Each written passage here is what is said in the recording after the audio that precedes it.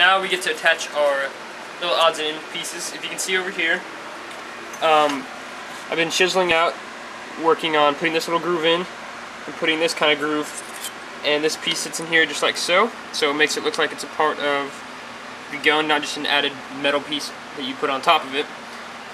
This is, let's see which way this goes. I'm not sure that's the right way. Regardless, that's where the trigger guard is.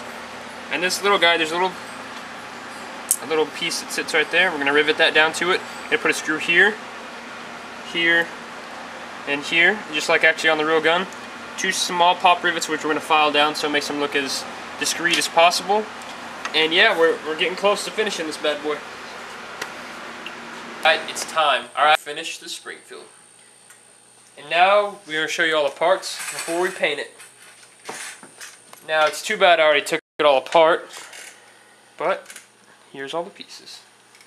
You've got, of course, the rifle itself with our metal bands in place.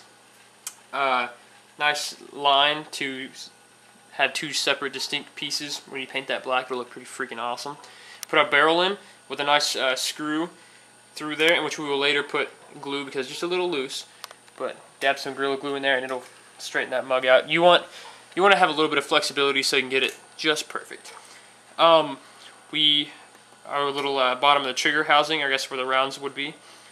Right here are these little screws, and they're just detail work. Paint those black, and they don't really do anything, but they look awesome. Trigger, just a drywall hinge guy, and it looks stupid, but when you paint it and you actually get the, pull the trigger, it's pretty sweet.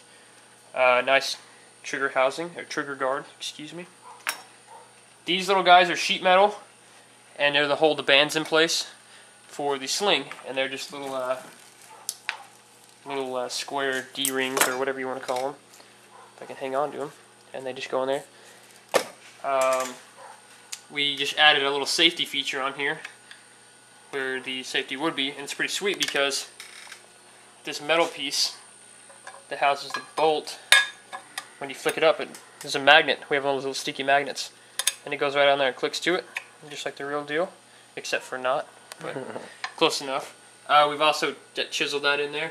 We've also made a small chisel inlet right here. You can't see it too much because it's all nice and sanded. That's for the bolt. And then you have, butt plate. Good stuff right there. And this is all stripped down, ready to get painted separately. It's good to take everything off the gun, or everything you can, and that we can do it all separately. And then once you get it on the gun, it's always good to do another coat after you stained it, and throw in some polyurethane, and now we get to do some painting, which that's the job that I opt out on. That's me. That's my job.